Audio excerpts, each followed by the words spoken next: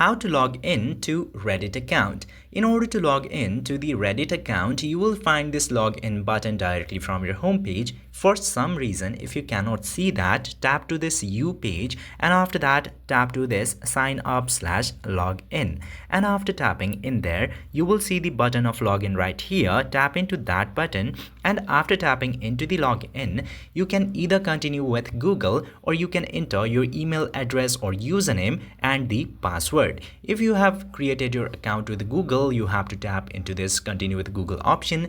Otherwise, you can use the email. Just simply pick the option which you have used in order to create the account. I'm showing you continue with Google. In order to do that, just simply tap into that option and then choose the Google account that you have used in order to create your Reddit account.